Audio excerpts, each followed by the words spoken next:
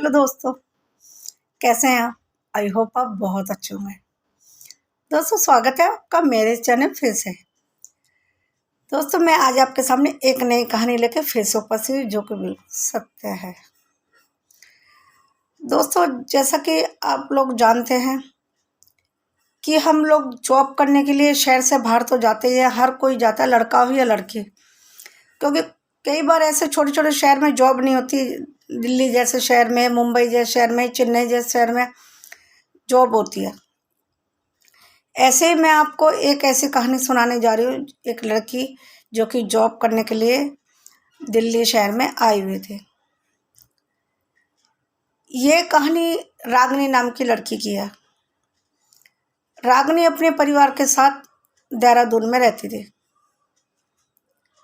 और उनके परिवार में माँ बाप और एक बहन एक भाई।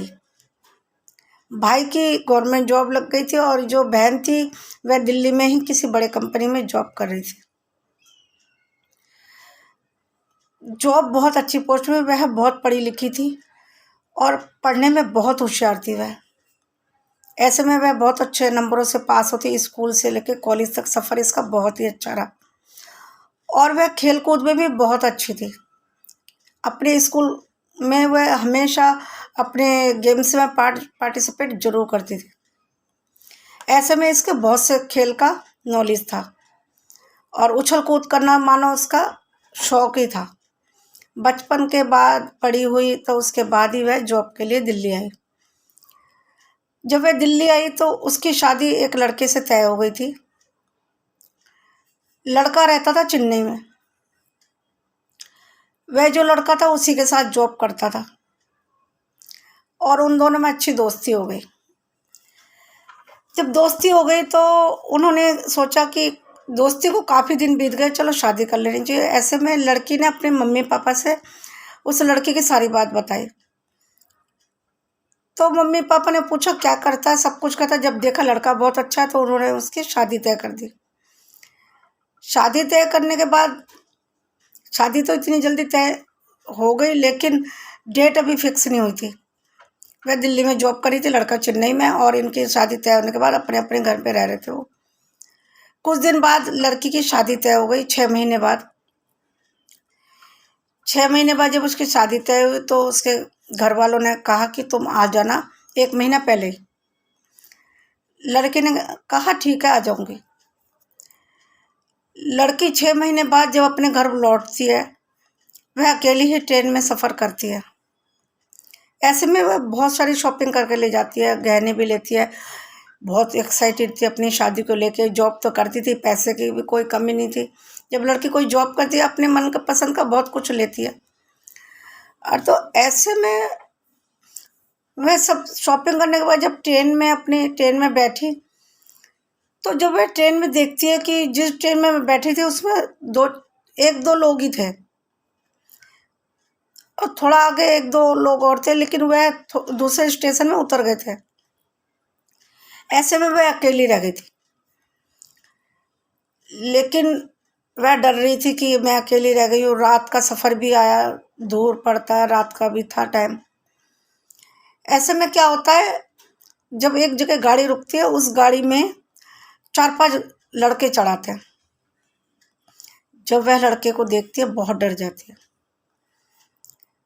फिर भी वह चुपचाप बैठी है। वह लड़के उसको घूर रहे थे, लेकिन लड़की सहमी सहमी से एक कोने में बैठी हुई थी।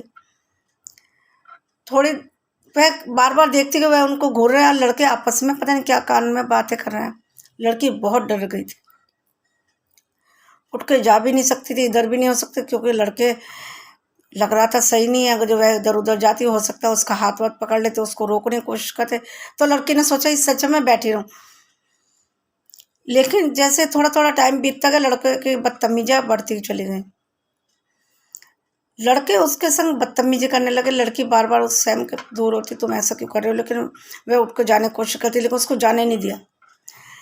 पहले तो वह सोची चलो मैं बैठी रहूंगी, ऐसे आप मुझे कुछ नहीं बोला, आपस में बोल रहे हैं, मुझे कुछ नहीं कहेंगे, तो इसलिए उठ के नहीं गई। लेकिन जब वह छेड़ने लगे, उसको उल्टी सीधी बातें करने लगे, तो वह उठ के जाने लगे। तो एक ने उसका हाथ पकड़ के उसको नीचे बिठा लिया सीट पे।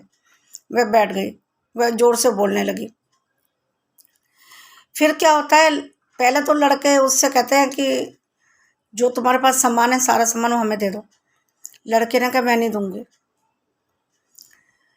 तो लड़के लूटपाट के हिसाब से आए थे या रेप की, पता नहीं क्यों आए थे।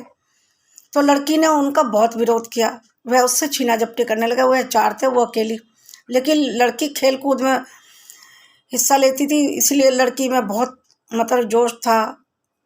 बहुत देर तक मुकाबला किया उसका। फिर भी लड़कों ने क्या किया, उसके जितना भी सामान था, गहने, कैश, मोबाइल, सब छीन लिया। और उसके बाद एक लड़कों ने उसका जबरदस्ती रेप किया, और उसको आवाज़ भी नहीं निकालनी थी, एक मुंह दबाता एक रेप करता। लड़की की हालत बहुत खराब हो गई। और फिर जब उन लोगों ने अपना काम निकाल लिया, तो उन्होंने सोचा कि अब ये लड़की तो किसी को बता देगी, कंप्लेन। लड़कों ने क्या, उसे चलती ट्रेन से गिरा दिया। इतनी स्पीड से ट्रेन चल रही थी, उसका सब कुछ लूट लिया, इज्जत लूट लिया, उसको ट्रेन से गिरा दिया। और फिर वो चारों भाग गए, चारों पांच थे वो। भागने के बाद लड़की ऐसी जगह पे जाके गिरी कि सुनसान एरिया था, और भी ट्रेनें चल रही थी वहाँ पे। लड़की के चिथड़े उड़ गए। एक तो इतनी स्पीड वाली ट्रेन से गिरा उसको। लड़की इतना खुश थी, मेरी शादी होगी। लड़का भी बार बार फ़ोन करता, जिससे उसकी शादी होने वाली थी, वह फ़ोन कर रहा, तुम कहाँ हो कहाँ हो। बहुत देर तक तो उससे संपर्क बना रहा, माँ बाप से संपर्क बना रहा। लेकिन बाद में जब यह हादसा होता है, उसका फ़ोन भी बंद हो जाता है। ऐसे में वो घर वाले बहुत परेशान हो जाते, जिससे उसकी शादी तय थी, वो भी बहुत परेशान हो जाता। वह सोचते ज़रूर कोई बात हो गई है। फिर लड़की जब वहाँ पड़ी हुई थी, तो अगले दिन जब सुबह हुई, तो सब लोगों ने कंप्लेन की, उसको लेके गए हॉस्पिटल। लड़की मर चुकी थी, क्योंकि इतनी ट्रेनें वहाँ से गुजरी थी, उसके चिथड़े उड़ गए थे। उसके बाद जब वह ले गई, तो उसका सब पता वता लिया, तो पता चला कि ये वही लड़की थी, दिल्ली में जो जॉब करती थी, और उसके 6 महीने बाद शादी होने वाली थी। उसके मम्मी पापा देहरादून में रहते थे। फिर उन्होंने देहरादून से कंप्लेन करवाई, फिर यहाँ पे आए, रास्ते में जहाँ पे उसको गिरा आए, सब कंप्लेन हुआ, शिनाख्त हुई, लेकिन लड़कों का कुछ पता नहीं चला। कितनी दुख की बात है, इतना बड़ा हादसा हो जाता, लड़कों का सुराग तक नहीं मिलता। एक लड़की की जिंदगी खत्म हो गई, इज्जत खत्म हो गई, पैसा सब कुछ छीन लिया, लेकिन गुंडों को पता नहीं चला। कितनी अफसोस की बात है, आजकल के ज़माने में इतनी बड़ी ट्रेन में एक लड़की सेफ नहीं है। सोचने वाली बात है कि उसको बचाने वाला भी कोई नहीं था। मेरा ये कहानी सुनाने का मकसद सिर्फ ये है दोस्तों, हम कभी भी टिकट बुक करें, कई बार हम लोगों को अकेले भी जाना पड़ जाता, कोई नहीं होता हमारे साथ, हमें लेकिन यदि हम अपना रिजर्वेशन कराने के बाद हम देखें कि ट्रेन खाली है, कोई भी नहीं है, तो हम ट्रेन में तो हम चल के आगे जा सकते हैं, जहाँ पे रश है उनसे एडजस्ट कर सकते हैं, चाहे थोड़ी प्रॉब्लम हो, थोड़ी कम जगह हो। लेकिन हम जहाँ पे बहुत सारे लोग हैं वहाँ तो बैठ सकते हैं, क्योंकि यदि अकेली लड़की होगी तो कोई सही बंदा भी होगा तो भी इसके मन में बेईमानी आ जाती है। इसलिए दोस्तों, मेरा ये कहानी सुनाने का मकसद सिर्फ ये है, यदि आप कभी भी कहीं भी सफ़र करें, यदि वहाँ पे कोई अकेली लड़की हो और वहाँ पे बहुत सारे लोग हो, तो वहाँ पे प्लीज़ सफ़र ना करें।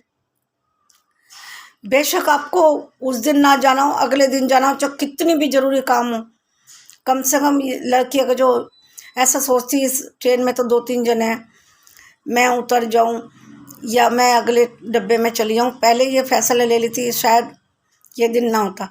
लड़कों को तो ये गुस्सा आया कि उसने जो उसकी छीना झपटी की, उसका विरोध किया, उस गुस्से में उसने उसको ट्रेन से घेर दिया। अब किसी को कोई छेड़ेगा, कुछ करेगा, तो वो तो विरोध करेगी, बेजान तो है नहीं। बस मैं ये कहना चाहती हूँ, प्लीज़ अपने बच्चों को कभी भी अकेला भेजें तो क्राउड वाली जगह में ही अपने बच्चों को बिठा के आएँ।